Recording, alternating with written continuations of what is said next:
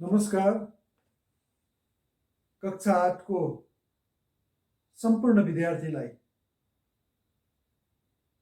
पुनः एकपल्ट यो पठन कार्यक्रममा स्वागत जनाउँदै तिमीहरूको समक्ष म उपस्थित भएको छु र आशा राख्छु तिमीहरूले आजको यो पठन सत्रलाई राम्ररी सुन्नेछौ र फाइदा उठाउनेछौ।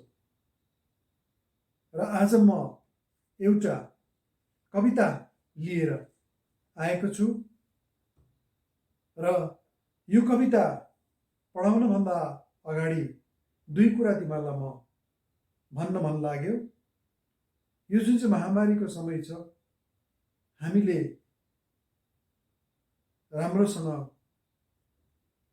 स्कुलमा गएर पढ्न सकेको छैनौँ र अनलाइनको माध्यमबाट हामीले घरमा नै यसरी पढ्न परिरहेको छ। यसर्थ तिमी सम्पूर्ण विद्यार्थीहरूलाई केही फाइदा पुगोस् भन्ने उद्देश्यले म यहाँ आएको छु युट्युब च्यानलको माध्यमबाट। र तिमीहरूलाई एउटा अनुरोध बिन्ती, र तिमीहरूले यो रातो बटनलाई दबाएर यो च्यानललाई सब्सक्राइब गरिदेऊ र यदि तिमीहरूलाई यो मन पर्यो र फाइदाजनक तिमीहरूलाई लाग्यो भनेदेखिलाई यसलाई लाइक गरिदेऊ, ताकि आउँदो दिनहरूमा म तिमीहरूको निम्ति एउटा फिडब्याकको साथ फेरि म उपस्थित हुन सक्षम हुनेछु।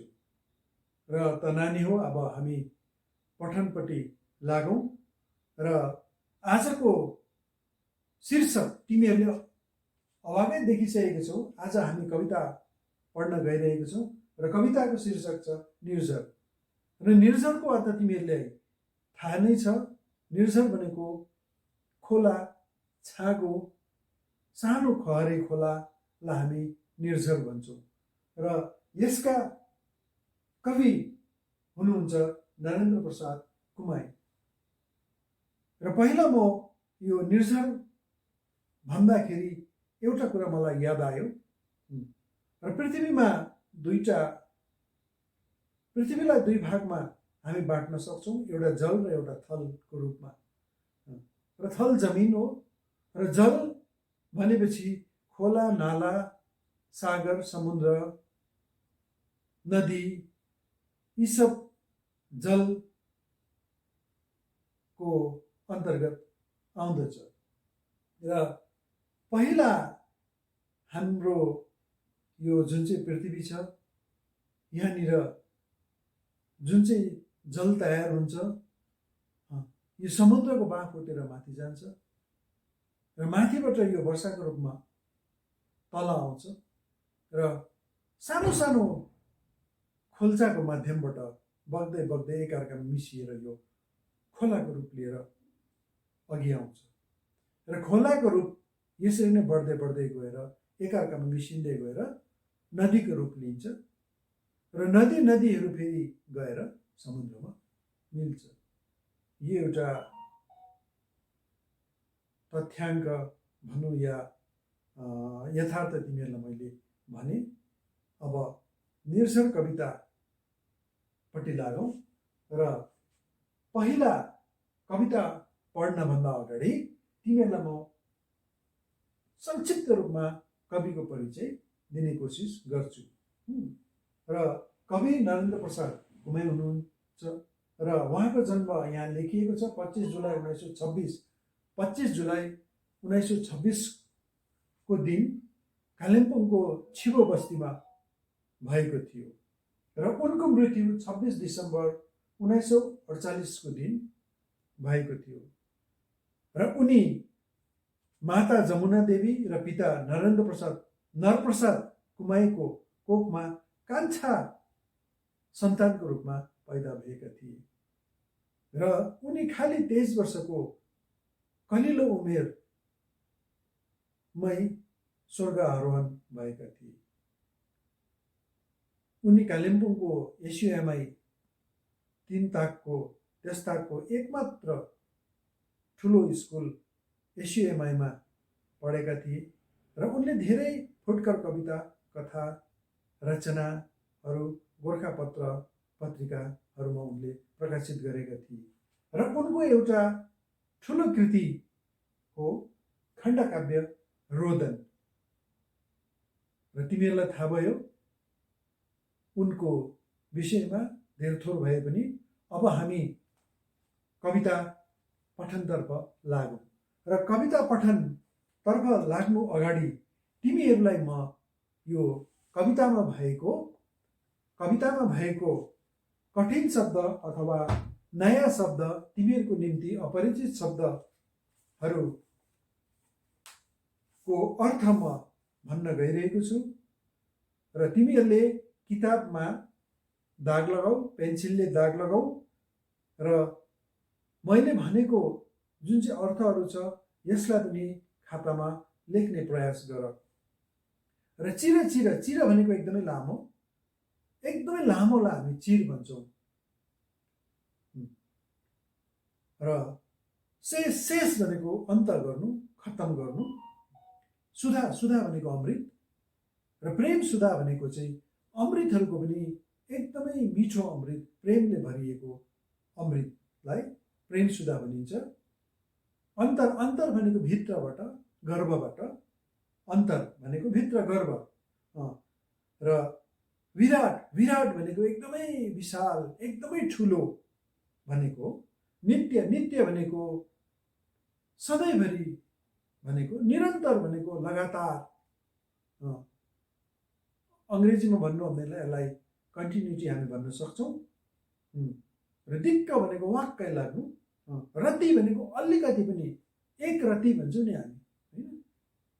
हामी हिरा रत्नहरूलाई हामी जोड्दाखेरि हामी रतिमा जोड्छौँ र रति भनेको एकदमै कम्ती, एकदमै अलिकति भनेको र पथ भनेको बाटो र सरिता भनेको निर्झर खोलाकै अर्को एउटा पर्यायवाची शब्द हो र रोडा भनेको बुझ्छौँ मसिनो ढुङ्गा, नित्य भनेको मैले भनिहालेँ र ध्वान्द्रो भनेको चाहिँ खोक्रो ठुलो दुलो परेकोलाई हामी ध्वान्द्रो भन्छौँ र भीषण भनेको डरलाग्दो एकदमै ठुलो भीषण, दुःखमय भनेको दुःखले भरिएको, पथ भनेको बाटो,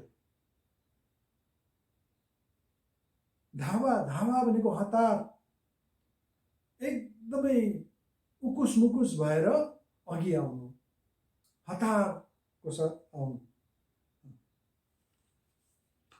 यथेष्ट भनेको प्रशस्तै, पुरा मात्रामा। प्रण भनेको कसम, प्रण लिनु भन्छौँ हामी, कसम खानु, शपथ लिनु आदि बुझ्छौँ। यसरी नै उच्च भनेको एकदमै अग्लो, एकदमै माथि। र मूर्छा भनेको बेहोस पर्नु। अनन्ततिर भनेको जसको अन्त छैन, अन्तको विपरीत शब्द अनन्त भनेको अन्त नभएको र सार भनेको अर्थ, मतलब। भार भनेको जिम्मेवारी, एउटा बोझ, दुईटा कुरा यहाँ बुझ्छौँ हामी। नित्य भनेको अघि मैले भनिहालेँ सधैँ। क्रन्दन भनेको रुनु, चिच्याउनु, कराउनु। दुःखले भरिएको र मय भनेको चाहिँ भरिएको र कुनै पनि शब्दको पछाडि मैला हाल्नेलाई के हुन्छ, भरिएको भन्ने बुझ्छ। जस्तै रसमय, सुखमय, आनन्दमय इत्यादि। र शशी भनेको चन्द्रमा अथवा जुन र मुड भनेको चाहिँ के भनेदेखिलाई एउटा मुद्रा, मान्छेको एउटा मुड भन्छौँ नि हामी, अङ्ग्रेजीमा MOOD मुड भन्छौँ, त्यहीलाई नै हामी के भन्छौँ नेपालीमा पनि त्यही शब्द प्रयोग गरेर मुड भन्ने हामी गर्छौँ। र यहाँ मैले शब्दको अर्थ भने। अब म तिमीहरूको अघि वाचन गर्न गइरहेको छु र तिमीहरू ध्यानपूर्वक यो कवितालाई सुन। र कविता पढ्दा कसरी पढ्न पर्ने, शब्दको उच्चारण कसरी गर्न पर्ने, कसरी तालबद्ध रूपमा लयबद्ध रूपमा कविता पठन गर्न पर्ने, यो कुरा यहाँ तिमीहरूले सिक्ने अवसर पाउनेछौ।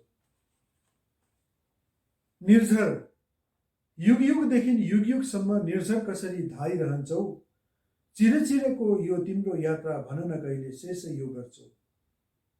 सुधाको प्रेम सुधा झै फुटिकन निस्क्यो अन्तरबाट, सारा प्राणी जीवनीभित्र जीवन गर्छौ शक्ति विराट। नित्य निरन्तर नबसी कहीँ, कति नथाकी दिक्क नमानी, रति नभुली पथमा आफ्नो खुरुखुरु जान्छौ सरिता नानी। खुरुखुरु जान्छौ सुरु जान्छौ,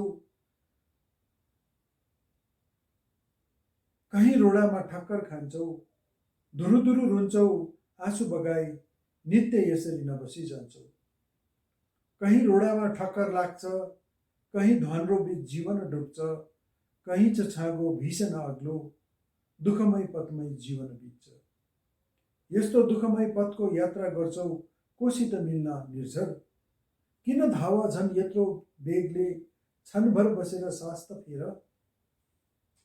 थापिरहन्छौ जति दिनसम्म, उति दिनसम्म दिइरहन्छु, तिम्रो यो प्रण भीषण पूर्ण गरेको देख्दा छक्क म पर्छु। मैले यति दिएँ, यथेष्ट दिएँ भयभर अझ लौ धेर, दिन्छु भनिकन प्रण गर्छौ, तर निर्झर अब लौ क्षणभर हेर।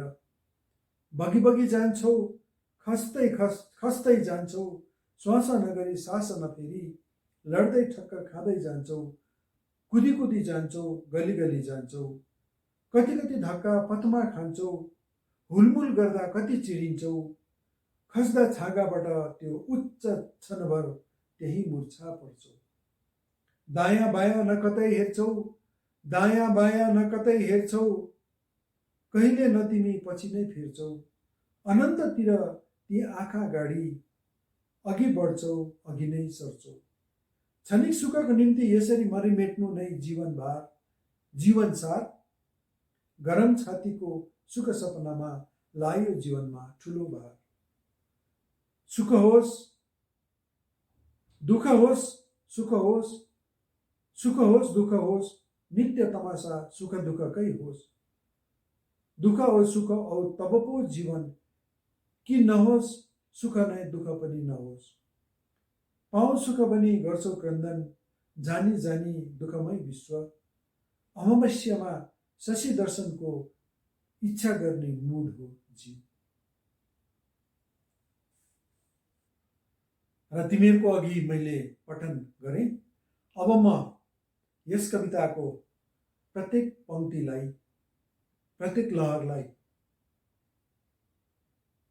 बुझाउने, व्याख्या गर्ने, यसको अर्थ सरल रूपमा भन्ने प्रयास गर्छु।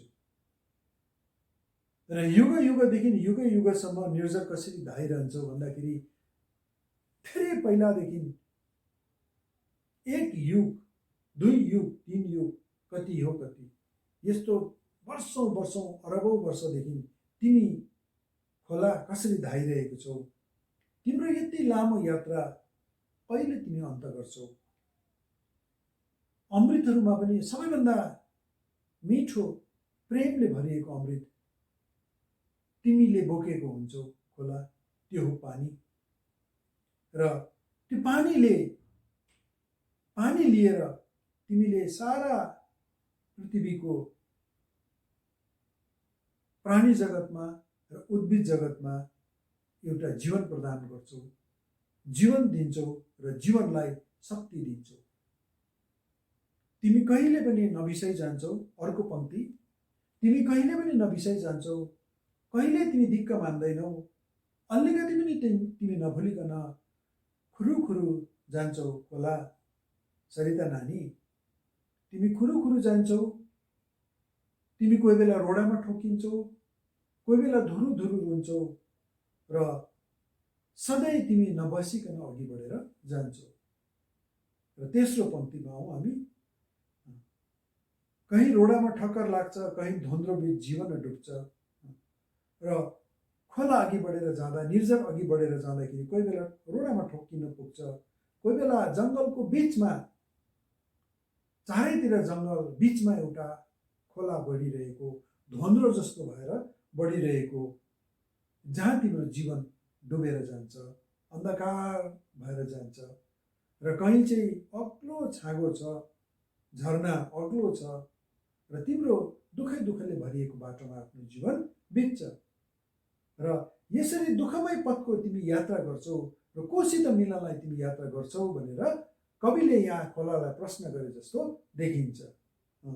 र कवि भन्छन्, तिमी किन यत्रो धावा लिएर, किन यत्रो जोडले, हतारले तिमी यत्रो बेगले अघि बढिरहेको छौ? एकछिन बसेर तिमी सास त फेर, बिसाउ, तिमी थाक्यौ, अब तिमी एकछिन सास त फेर भनेर कविले खोलालाई भनिरहेको छन्। र अर्को पङ्क्तिमा हामी आउँ अब चौथो पङ्क्तिमा। र चौथो पङ्क्तिमा उनले के भन्दैछन्, कविले के भन्दैछन् भनेदेखिलाई, खोलालाई हेरेर कविलाई यस्तो लाग्छ, खोलाले यसो भने जस्तो लाग्छ कविलाई। र यो कविको कल्पना हो। र कविको कल्पनामा कवि यसो भन्छन्, खोलाले यसो भनिरहेको भनेर भन्छन् उनी। र जति दिनसम्म तिमी प्राणी जगतले, तिमी उद्भिद जगतले थापिबस्छौ, तबसम्म म पानी लिएर तिमीहरूलाई म जीवन दान दिइबस्छु, तिमीहरूको जीवनमा म अमृत दिइबस्छु भनेर भनेको जस्तो लाग्छ। र यसरी कसम, आफ्नो कसम लिएर पुरा गरेको देख्दा लेखक अथवा कवि छक्कै पर्छन् यहाँनिर। र खोलाले भने जस्तो कविलाई लाग्छ, मैले प्रशस्तै दिएँ, ल अझै म धेर दिन्छु तिमीहरूलाई भनेर तिमीले प्रण पुरा गरेको देख्दा, आफ्नो बाचा, आफ्नो कसम, आफ्नो जुन चाहिँ शपथ छ त्यो पुरा गरेको देख्दा कवि छक्कै पर्छन्। र कवि खोलालाई एकछिन लौ अब हेर, एकछिन बसेर त हेर भनेको जस्तो भान हुन्छ यहाँनिर। र पाँचौँ पङ्क्ति अब पढौँ हामी।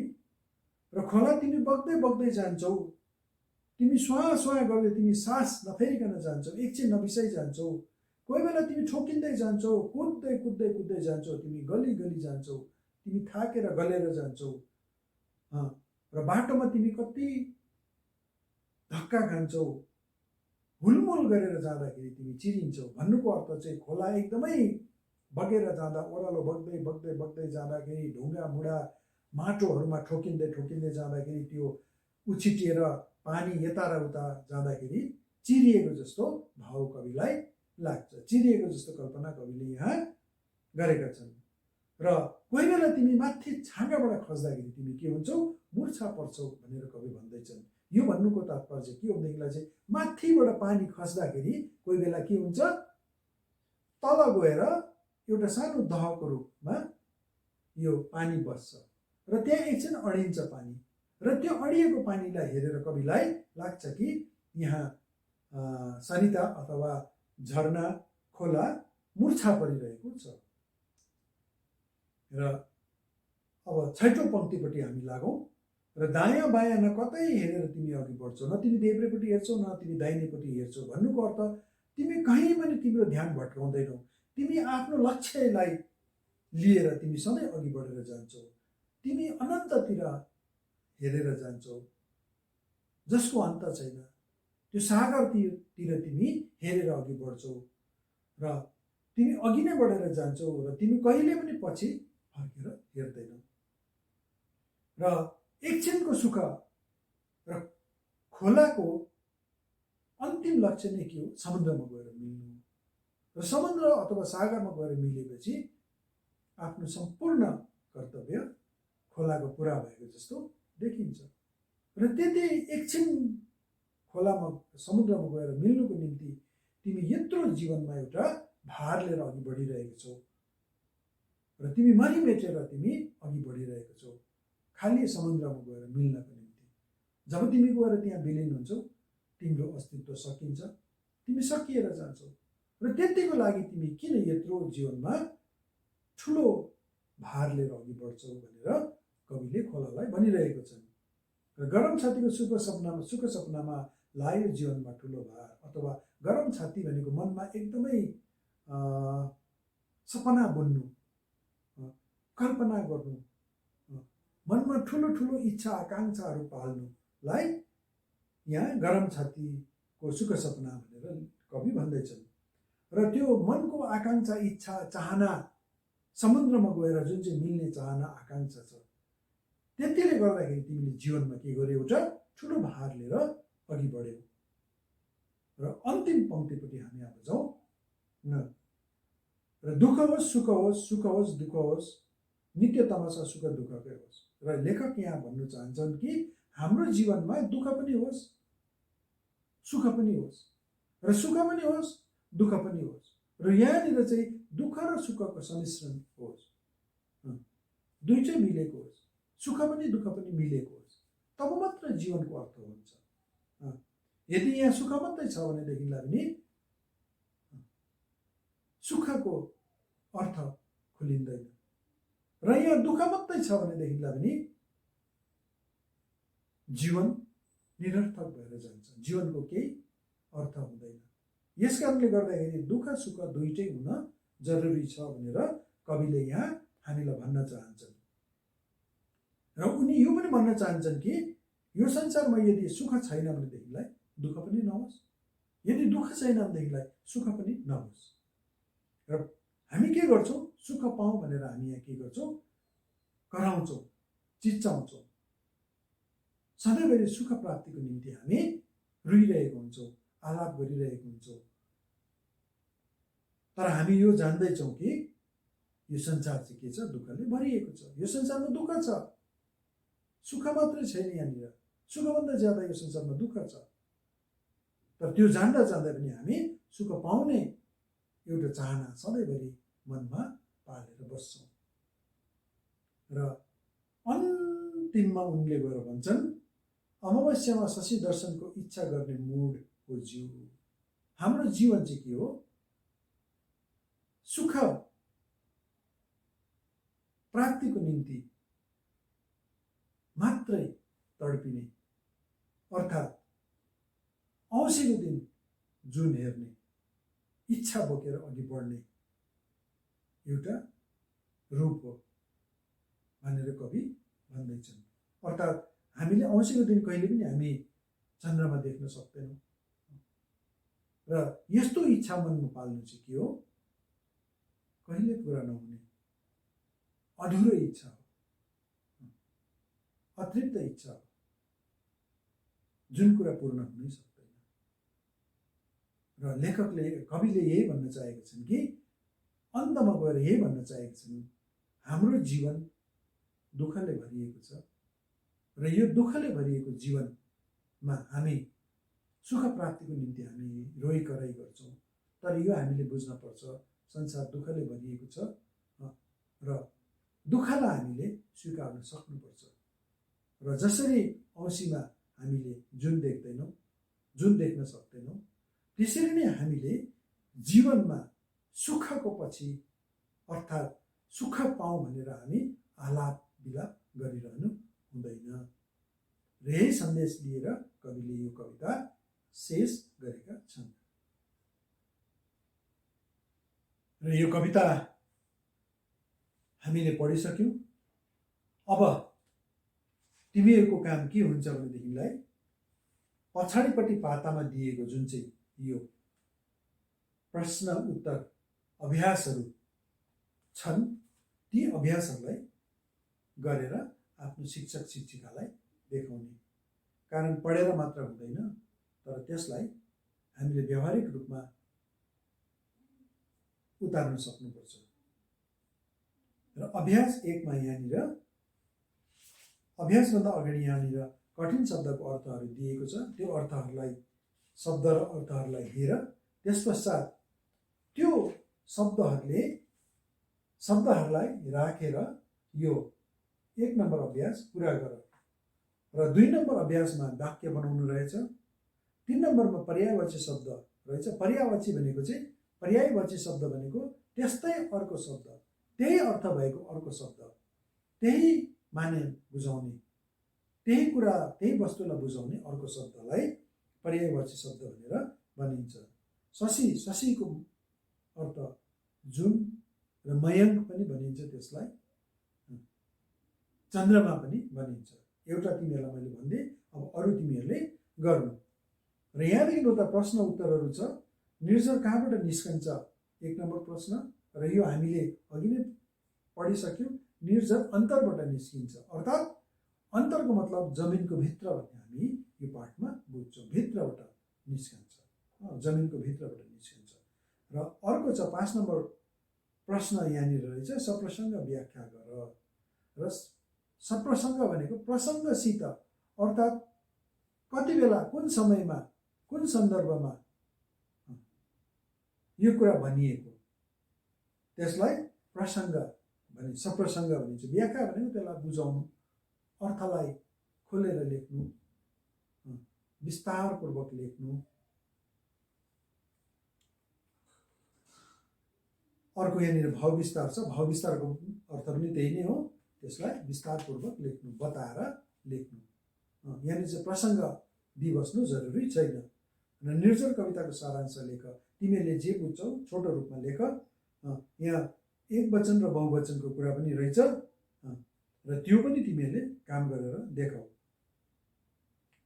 10 नम्बरमा त्यहाँनिर खाली ठाउँ भर्ने देखेँ, त्यो पनि तिमीहरूले गर। र म आशा राख्छु आजको पाठ तिमीहरूको निम्ति फलदायक नै भयो भन्ने, र आउँदो दिनहरूमा पनि तिमीहरूको समक्ष म अन्य पाठहरू लिएर आउनेछु। र अन्तमा पुनः म यो भन्न चाहन्छु कि मेरो च्यानललाई सब्सक्राइब गरिदेऊ, र तिमीहरूलाई यो फाइदाजनक लाग्यो, मैले पढाएको पाठहरू फाइदाजनक लाग्यो, ज्ञानवर्धक लाग्यो भनेदेखिलाई लाइकको बटन थिचिदेऊ, जसले मेरो विद्यार्थीहरूले बुझेछन् भन्ने प्रत्युत्तर पाउँछु। र यति भन्दै म आज पुनः बिदा लिन चाहन्छु। धन्यवाद। मान्छेको माया